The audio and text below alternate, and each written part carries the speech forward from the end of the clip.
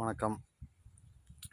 ஒவ்வொரு மனிதர்களும் விதி, தலையெழுத்து என்பதெல்லாம் கேள்விப்பட்டிருப்பீங்க.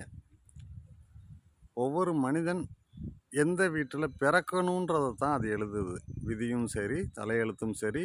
இது எதற்கு பொருந்துன்னா, நீ ஏழை வீட்டில் பிறக்கிறியா, பணக்காரங்க வீட்டில் பிறக்கிறியா, நடுத்தர வீட்டில் பிறக்கிறியா என்றது தான்.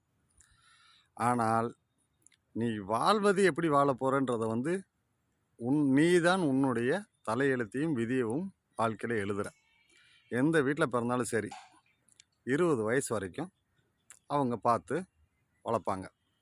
ஆனால் 20 வயசுக்கு மேலே ஆயுள் முழுதும் நீ என்னவா வாழ போகிறன்றத உன்னுடைய தலையெழுத்து விதியை நீ தான் எழுதுகிற. ஒவ்வொரு மனிதனும் நீ கொசுக்கடியில் படுக்க போறியா, அல்லது நல்ல ஏசி வீட்டில் படுக்க போறியா, நீ சாப்பாட்டுக்கு கஷ்டப்பட போறியா, அல்லது 100 பேருக்கு நீ சாப்பாடு போடுற இடத்துல இருக்க போறியா, நீ நல்ல துணி போட போறியா, இல்லை ஏதோ அழுக்கு துணியோ கிழிஞ்ச துணியோ போட போறியா, நீ 4 பேருக்கு வேலை கொடுக்குற இடத்துல இருக்க போறியா, இல்லை 4 பேர்கிட்ட வேலை கேட்குற இடத்துல இருக்க போறியா, நீ கஷ்டத்தில் இருக்க போறியா, நீ செல்வ செழிப்போட சந்தோஷத்தில் இருக்க போறியா.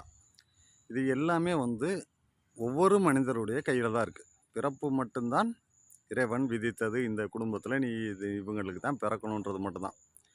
மிச்சம் எல்லாமே 20 வயசு முதல் அதுக்கு மேலே உன்னுடைய ஆயுளுக்கும் நீ எப்படி வாழப்போகிறாய் என்பதை நீயே முடிவு செய்கிறாய். அதாவது நீ தான் காரணம் எல்லாத்துக்குமே. முடிவு செய்கிறேன்னா நல்லா வாழணுங்க அப்படின்னு நினைக்கிறவங்க, நீ பெற்றவங்களுடைய முக்கியத்துவத்தை தெரிஞ்சுக்கிறியோ தெரியலையோ, அல்லது கடவுளின் முக்கியத்துவத்தை தெரிஞ்சுக்கலையோ அதெல்லாம் பிரச்சனை கிடையாது.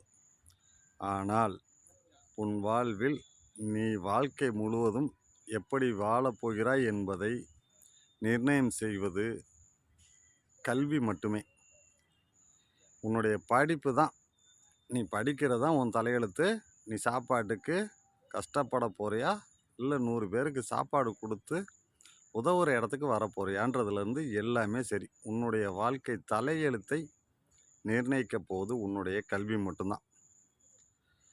கல்வி தான் நம்ம வாழ்க்கையில் ஆயுளுக்கும் நம்மளுடைய தலையெழுத்தை எழுத போகுதுன்றத ஒவ்வொரு மனிதரும் சின்ன வயசில் இதெல்லாம் வயசானவங்களுக்கு பிரயோஜனம்ல சொல்லி, மாணவர்கள் யாராக இருந்தாலும் சரி அதை சிந்தித்து பார்த்து அதனுடைய முக்கியத்துவத்தை உணர்ந்து, படிப்பு தாண்டா நம்ம வாழ்க்கையவே நிர்ணயம் பண்ணுது, நம்ம ஆயுளுக்கும் வாழ்கிறத அப்படின்னு புரிஞ்சு படிப்பு தான் முக்கியம்னு முடிவெடுத்திங்கன்னா ஈஸியாக படிப்பு வரும்.